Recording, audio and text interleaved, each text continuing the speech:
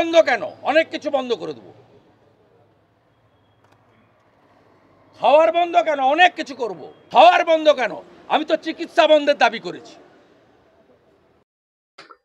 নমস্কার, আমি দেবজ্যোতি। আমার আজকের প্রতিবেদনে আপনাদের সকলকে স্বাগত জানাই। বিরোধী দলনেতা শুভেন্দু অধিকারীর কি মস্তিষ্ক বিভ্রাট ঘটেছে?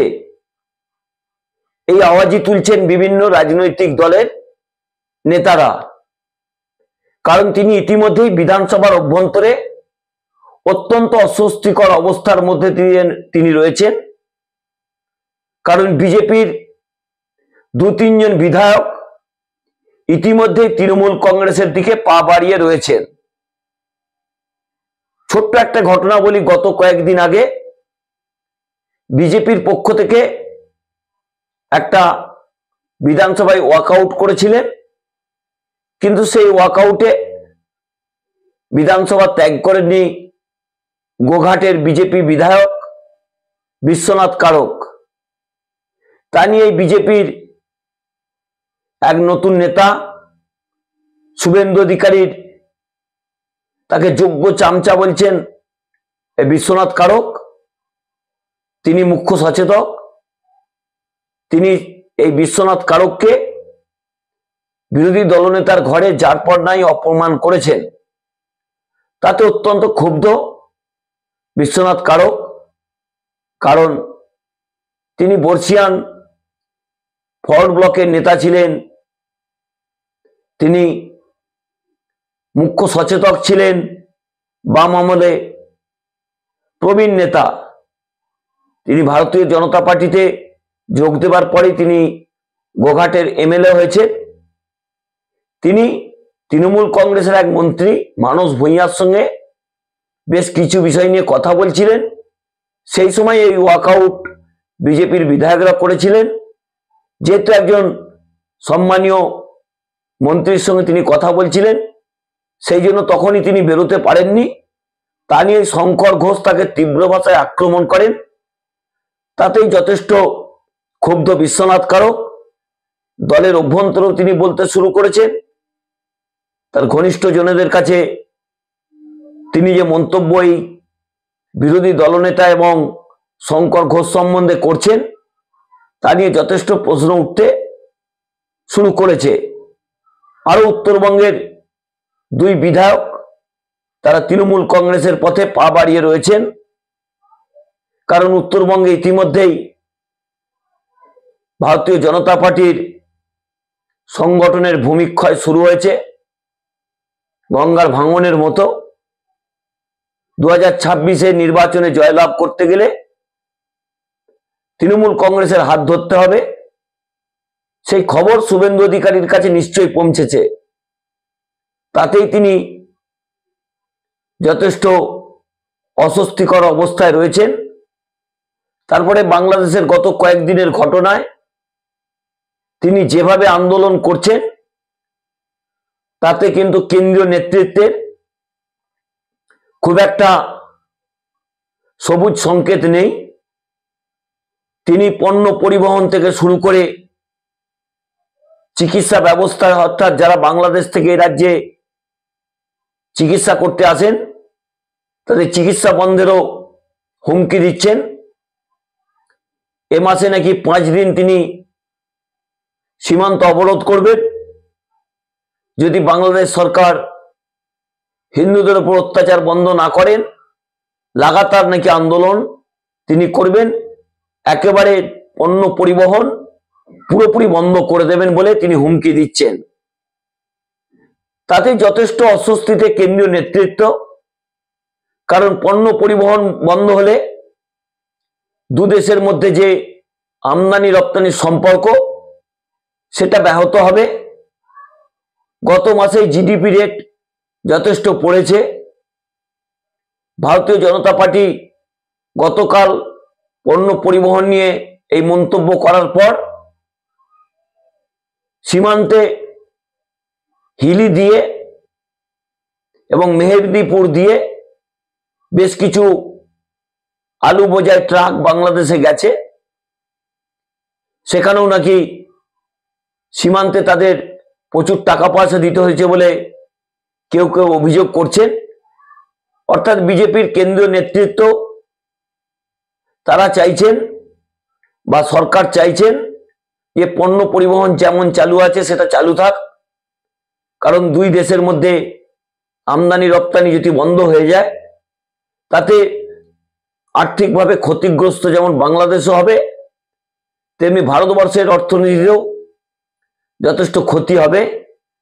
এমনিতেই জিডিপি রেট যেভাবে পড়তে শুরু করেছে তাতে এই পণ্য পরিবহন বন্ধ হলে যথেষ্ট সমস্যা রয়েছে।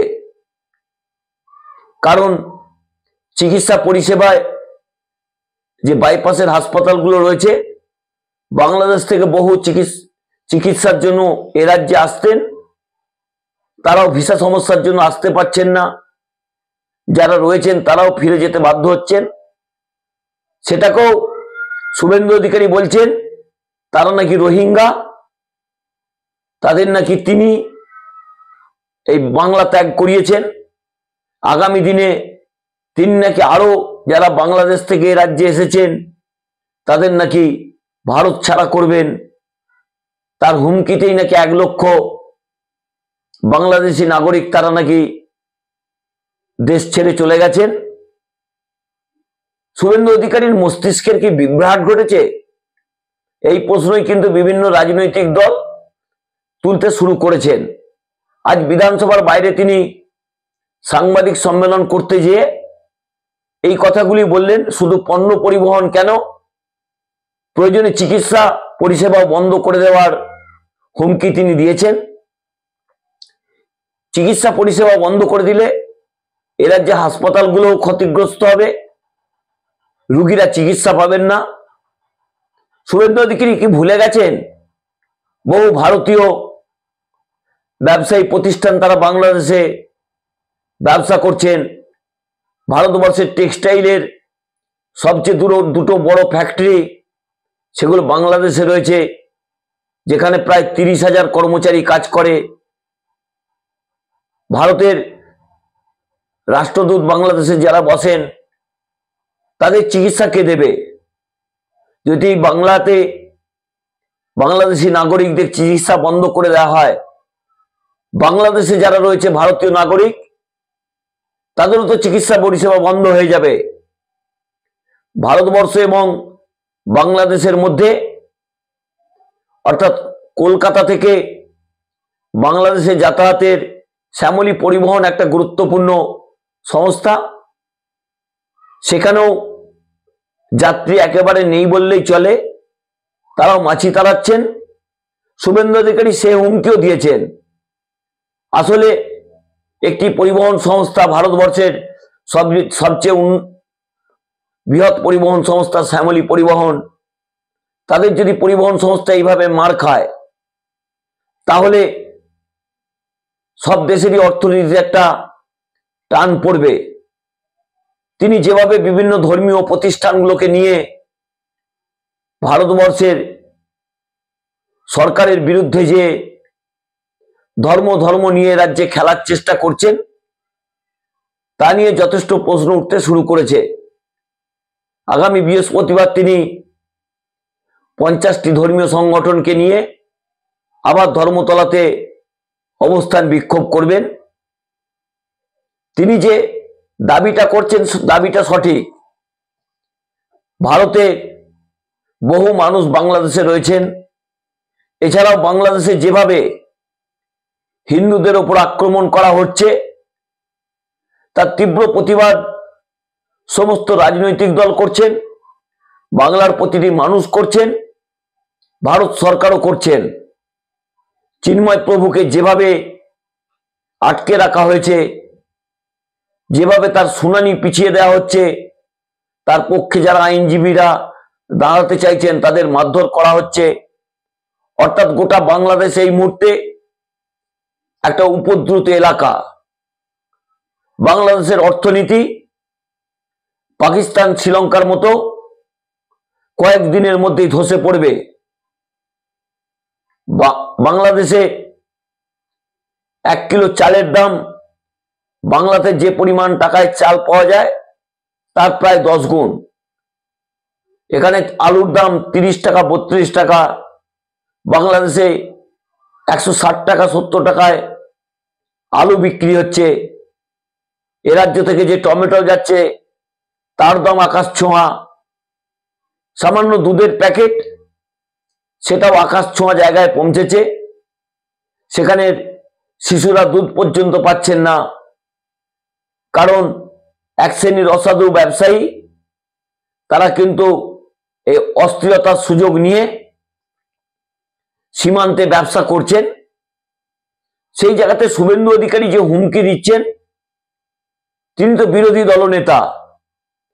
তিনি সরকারের কি ক্ষতি হলো, ভারত সরকারের জিডিপিতে কি টান পড়ল, পশ্চিমবঙ্গের অর্থনীতির অবস্থার উপর কি টান পড়ল, তা তার খেয়াল নেই।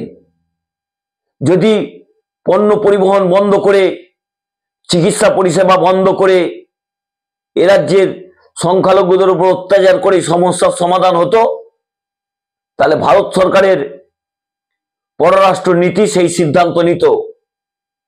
তাকে তো দেশ চালাতে হয় না, তাকে রাজ্য চালাতে হয় না। তিনি শুধু রাজনীতি করার জন্যই এই ধর্ম নিয়ে যে আগুনের খেলা তিনি খেলছেন, তাতে বিভিন্ন রাজনৈতিক দলই প্রশ্ন তুলতে শুরু করেছেন। নিজের অস্বস্তি ঢাকতেই তার মাথাতে, তার মস্তিষ্কে একটা বিভ্রাট ঘটেছে। নমস্কার, আমি দেবজ্যোতি। আমার এই আজকের পর্বটি যদি ভালো লাগে, চ্যানেলটি দয়া করে সাবস্ক্রাইব করুন, বেল আইকনটি ক্লিক করুন, কারণ আপনাদের প্রতিদিনই অনুরোধ করি দয়া করে চ্যানেলটি সাবস্ক্রাইব করে দেবেন। সাবস্ক্রাইব করার জন্য কোনো অর্থ লাগে না, তাই বারবার একই অনুরোধ করছি। ভালো থাকবেন, সুস্থ থাকবেন, শুভরাত্রি।